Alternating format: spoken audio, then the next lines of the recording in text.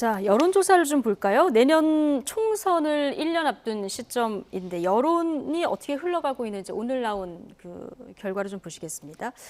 국민 과반이 내년 총선에서 여소야대인 현 지형이 유지되는 게 바람직하다는 여론조사 결과가 나왔습니다. 그러니까 현 시점에서 볼 때 이게 물론 이제 아직 시간이 남았습니다만은 여당의 국정 안정론보다는 야당의 정권 심판론에 조금 더 공감을 하는 국민들이 하고 있는 상황인데 가장 큰 이유는 뭐라고 보십니까?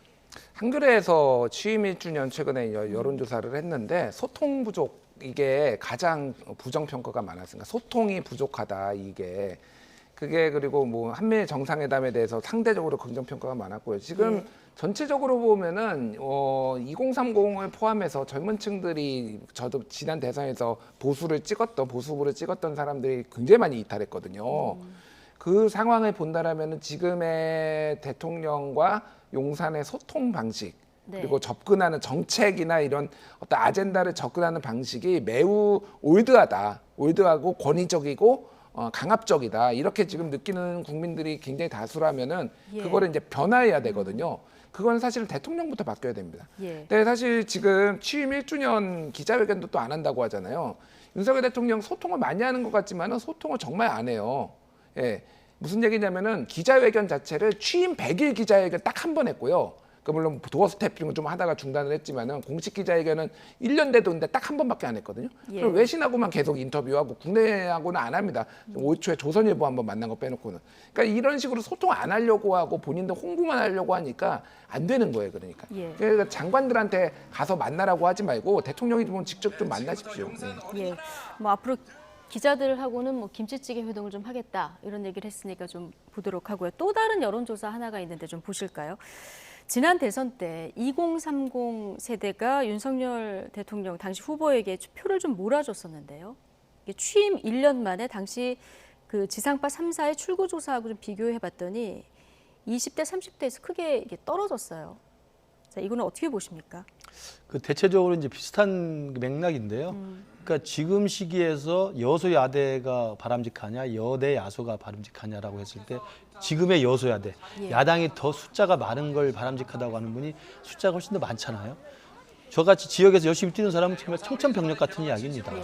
저게 저런 상태가 유지된 상태에서 총선을 치른다면 수도권에서 국민의힘 소속으로 뛰고 있는 우리 같은 분들은 정말 힘이 빠지는 건데요. 그래도 다행히 아직 시간이 남아있기 때문에 김준일 에디터가 말씀하신 것처럼 그 남은 기간 동안 국민의힘이 집권 여당으로서 그리고 대통령이 윤석열 정부가 훨씬 더 좀 변화하고 반성하고 성찰하면서 국민들의 눈높이에 맞춰서 지지를 다시 확대할 수 있는 그런 노력을 해야 되고요. 그 같은 맥락에서 지금 질문하신 것처럼 20대, 30대 젊은 층 2030 세대가 대통령 선거 때 찍었던 분들의 상당수가 이탈해 있는 게 분명한 사실이거든요. 그러니까 그리고 2030은 40대, 50대, 그다음 60대, 70대처럼 정치적 정향성이 이렇게 강한 분들이 아닙니다. 상당히 유동성이 많은 분들이기 때문에 2030이 지난 대선 때는 윤석열 대통령 후보의 어떤 공정과 상식에 지지를 했다가 그 이후에는 지금 상당 부분 이탈해가지고 지금 관망하고 있는 추세거든요. 저는 이분들이 또 그렇다고 지금 민주당의 이재명 대표 사법 리스크를 보면서 그쪽에 가 있다고 생각하지 않습니다. 그렇다고 한다면 중간에 지금 관망하고 있는 이탈하고 있는 이 표를 내년 총선까지 어떻게 끌어오르냐 이게 집권 여당 또 용산의 대통령실 또 앞으로 우리 윤석열 대통령의 과제라고 생각합니다. 그러면 앞으로 1년 동안 여론을 다시 끌고 올 비책 하나만 좀 짚어주신다면요. 여론조사마다 다르지만 지금 20대의 50% 절반 정도가 무당층이에요. 지지하는 정당 없다. 이 정도 나오고 30대 같은 경우에는 한 35%뭐 이 정도 안팎으로 나오고 있습니다.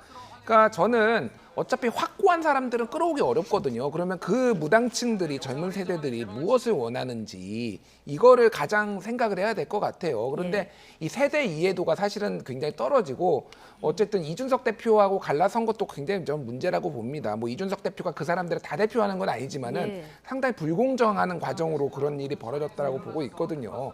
그래서 지금 전체적으로 보면은 안철수계하고도 안 친해. 홍준표 시장하고도 뭐 쳐내고 있어. 뭐 누구 쳐내고 누구 쳐내면 도대체 여당은 어느 표를 가지고 선거를 치르려고 하는지 모르겠어요.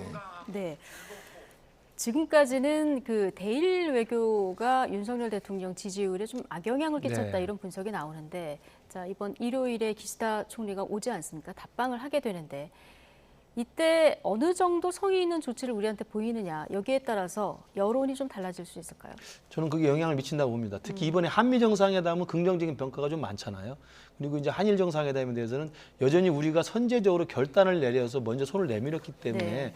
많은 좀 논란이 있었습니다만 그에 대한 답방으로 지금 기시다 총리가 오는 것이고 어제 방한했던 그 국가안전보장국장의 전언에 따르면 정말 그 윤 대통령의 결단에 보답하기 위해서 결정했다라고 이야기를 하고 있어서 저는 기시다 총리가 와서 우리 국민들의 여론에 좀 긍정적인 영향을 미칠 수 있는 좀 성과를 좀 내주길 바라고 특히나 가장 중요한 건 과거사에 대한 새로운 인식들이 좀 진전된 그렇죠. 형태로 나와주길 예. 바라는 것이기 때문에 네. 지난번 한일 정상회담처럼 그냥 두리뭉실 역대 정부의 그 내용을 계승한다는 정도가 아니고 뭐 오부치 선언이라든지 고노 담화라든지 무라야마 담화를 좀 구체적으로 명시하면서 조금 더 진전된 내용의 과거사에 대한 인식들을 재확인만 해도 저는 충분한 네. 성과가 있다고 생각합니다.